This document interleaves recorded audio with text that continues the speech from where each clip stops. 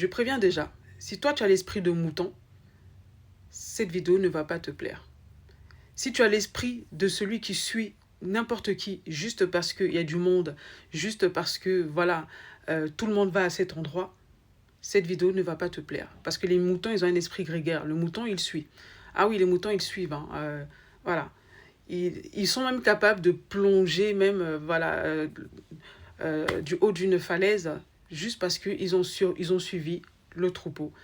Et si tu as l'esprit de mouton, cette vidéo, elle est pour toi. Elle va peut-être te sauver la vie. Mais il faut que tu l'écoutes jusqu'au bout, tu vois. Donc déjà, pour commencer, je t'annonce la couleur. Je vais te lire un verset dans la parole de Dieu. On va aller dans la lettre aux Corinthiens, la deuxième lettre aux Corinthiens, 2 Corinthiens au chapitre 11, au verset 20. Pour commencer, pour te mettre déjà dans le bain. Si quelqu'un vous a servi, si quelqu'un vous dévore, si quelqu'un prend votre bien, si quelqu'un s'élève, si quelqu'un vous frappe au visage, vous le supportez. Je ne pense pas que tu aies compris le verset. Peut-être que je vais le répéter, mais je ne vais pas le répéter. Prends ta Bible et tu le redis de ton côté. Ici, Paul, il est en train de réprimander les Corinthiens. Pourquoi? Parce qu'ils ont laissé des loups s'installer au milieu d'eux et les asservir. Voilà. Il n'a pas dit « Oh, j'ai pitié de vous ». Non, il les a réprimandés. Et je vous réprimande aussi aujourd'hui. Parce que vous laissez des loups s'installer au milieu de vous et vous dévorer. Vous laissez des loups vous séduire. Vous laissez des loups faire n'importe quoi dans le corps du Christ. Vous laissez des loups séduire d'autres personnes. Et vous êtes coupable de cela. Dieu vous jugera pour ça aussi. Maintenant, si vous voulez lire tout le passage, vous allez prendre la deuxième lettre aux Corinthiens au chapitre 11 et lisez tout le chapitre 11. Mais moi, là, je vais vous parler, je vais vous apprendre à reconnaître en fait là où il y a l'Esprit de Dieu. Parce que vous avez l'air d'être totalement aveuglé et vous suivez des aveugles qui vont vous faire tomber dans un trou. Parce que je ne comprends pas en fait.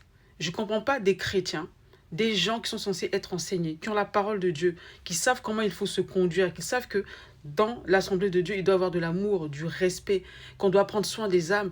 Ils voient des gens, des loups mal se comporter, détruire des âmes, et ils sont là, ils continuent de défendre leur pasteur qui est voleur, ou leur prophétesse qui est escroc, qui passe son temps voilà, les gens qui passent leur temps à vraiment terroriser les gens, à exclure des gens, à faire toutes sortes de choses qui sont, mais pour moi, c'est imaginable. C'est imaginable que vous voyez toutes ces choses, toutes ces injustices, et vous restez là, vous ne dites rien.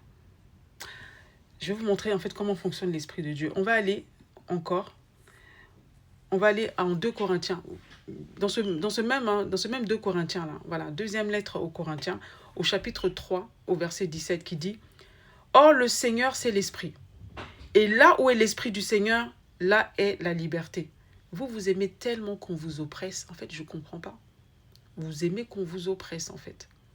Vous aimez vous sentir dans des climats de surveillance, de contrôle. Là, vous léchez les bottes de vos pasteurs ou de votre prophétesse et tout ça. Vous aimez ce genre de climat-là. Ces climats de lèche-bottes où on vous utilise, là.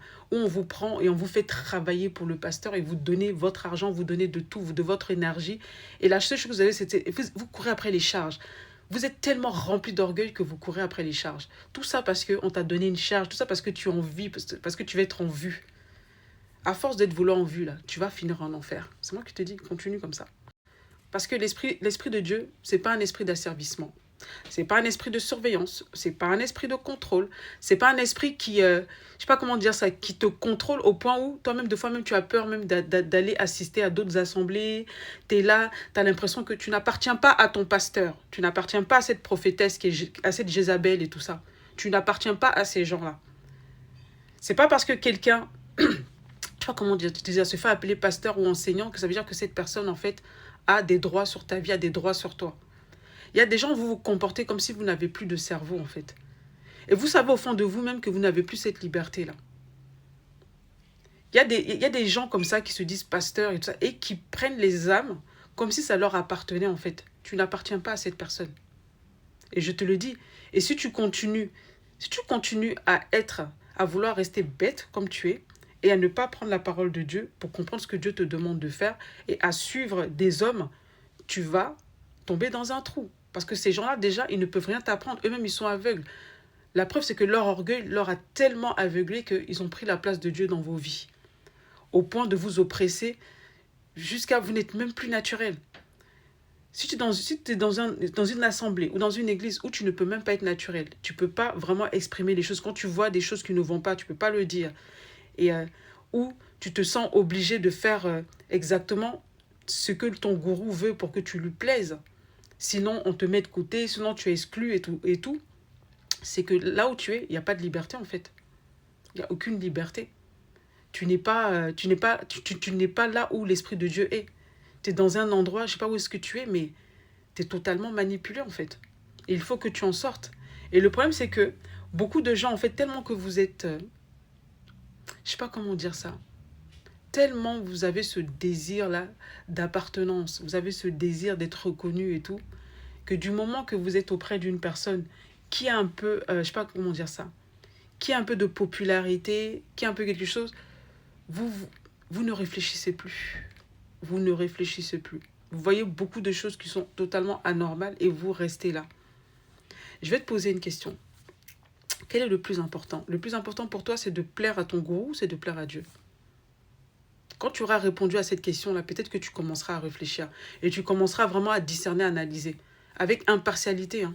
Analyse tout ce qui se passe dans ton assemblée ou, je sais pas, dans ton groupe de prière et sois impartial. Est-ce que le plus important pour toi, c'est de plaire à Dieu, de faire ce qui est juste, ou c'est de plaire à cette personne qui se dit « moi ». Analyse tout cela. Parce que beaucoup d'entre vous, c'est parce que vous courez après les charges, que vous êtes capable d'accepter toute forme d'injustice. Vous aimez qu'on vous félicite, qu'on vous mette en avant, alors que vous êtes là, on vous traite comme des esclaves. Aujourd'hui, on t'utilise. Demain, quand tu vas commencer à dénoncer ces choses, on va te prendre et on va te jeter. Demain, quand on verra que on n'a pas grand-chose à tirer de toi, on te prendra, on te jettera. Sache que tu es irremplaçable. Personne n'est irremplaçable dans ce genre de système-là. Voilà. Tant que tu es un béni oui, et que tu dis oui, et que tu acceptes toutes les choses, même les injustices qui se passent dans ce genre de système-là, on te gardera, on te caressera dans le sens du poil. Tu verras passer des injustices devant toi et tu fermeras ta bouche. Mais sache que devant le Seigneur, tu ne diras pas « je n'ai pas vu, je ne savais pas ». Tu sais ce qui se passe. Et comme je dis, cette vidéo s'adresse à tous les bénis oui, à tous ceux qui sont des moutons, qui suivent. Vous aimez que... Franchement, vous aimez vraiment... C'est pour ça que moi, quelquefois, j'ai du mal à avoir de la compassion pour vous. Vous aimez vraiment qu'on vous exploite et qu'on vous traite mal jusqu'au jour où on vous prend et on vous jette par la porte. C'est ce que vous aimez, en fait. Continuez comme ça. Moi, je dis un truc, le Seigneur va vous juger, en fait. Vous qui suivez les faux pasteurs, vous qui suivez les faux prophètes, et vous savez au fond de vous que ces gens-là sont faux, mais parce que vous êtes à côté d'eux, parce que vous bénéficiez de certaines choses, ça peut être d'une charge, d'une position, vous demeurez auprès de ces gens-là. Dieu va vous juger pour cela. Parce que je vous assure d'une chose, c'est qu'on paye toujours les conséquences de ce qu'on... Il y a toujours des conséquences. Il y a toujours des conséquences. Moi, j'étais auprès d'une personne, parce que j'appréciais cette personne-là, je fermais les yeux sur beaucoup d'injustices. Et j'ai eu les conséquences. J'en ai souffert pendant un moment. J'ai même été traumatisée. Il y aura toujours des conséquences. Mais n'allez pas loin, vous voyez. Ne restez pas longtemps dans un truc où les conséquences seront encore plus lourdes. Surtout s'il y a eu beaucoup d'appels. Surtout si on vous a beaucoup prévenu, beaucoup averti. Il est temps de réfléchir en fait. Parce que là où est l'Esprit du Seigneur, là est la liberté. Il n'y a pas d'oppression. Il n'y a pas de surveillance, pas de contrôle. Les gens sont là pour connaître Dieu. Ils appartiennent à Dieu, ils n'appartiennent pas à l'homme. Vous n'appartenez pas à un homme ou à un pasteur ou à un prophète. Je suis désolée, vous les faux prophètes là, qui aimez prendre les âmes du Seigneur comme si elles vous appartenaient là.